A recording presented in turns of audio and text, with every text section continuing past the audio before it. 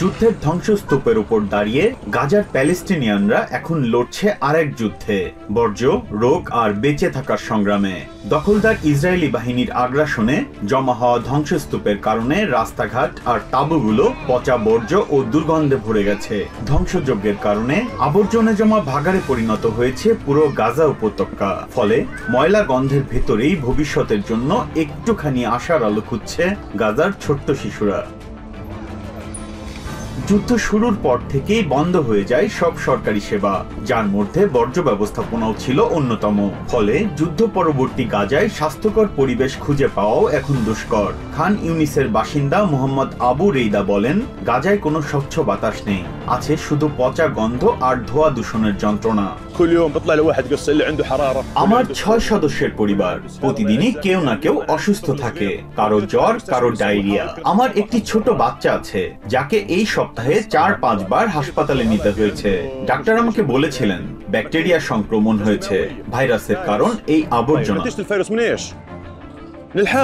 চিকিৎসকরা বলছেন অতিরিক্ত দূষণের কারণে ডায়রিয়া, চুলকানি ও সংক্রমণ ভয়াবহ আকারে বেড়েছে। কুয়েতি ফিল্ড হাসপাতালের চিকিৎসক সামি আবু তহা জানান, তাঁবুগুলো আবর্জনার স্তূপের পাশে অবস্থিত হয় ত্বকের রোগ ব্যাপক হারে ছড়িয়ে পড়ছে।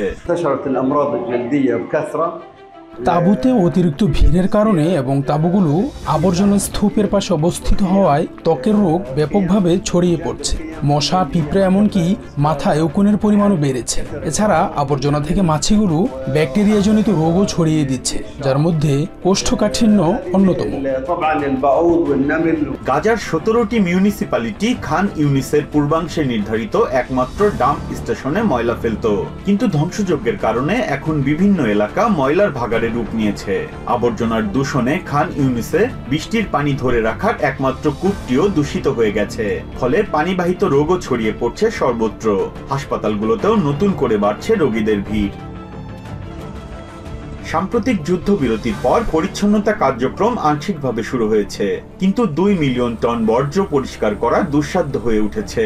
খান ইউনিস মিউনিসিপ্যালিটির প্রধান আলা আল বাত্তা জানান, ইসরায়েলি আগ্রাসনের কারণে ল্যান্ডফিলে পরিণত হওয়া নতুন এলাকাতেই এখন 350,000 টন আবর্জনা জমেছে।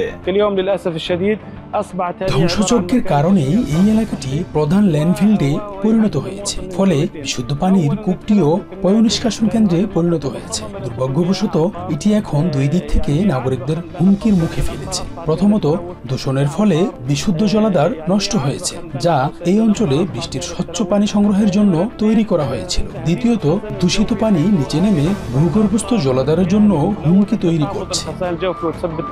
জাতিসংঘের উন্নয়ন সংস্থা UNDPর মতে গাজার বর্জ্য সমস্যা এখন ভয়াবহ পর্যায়ে।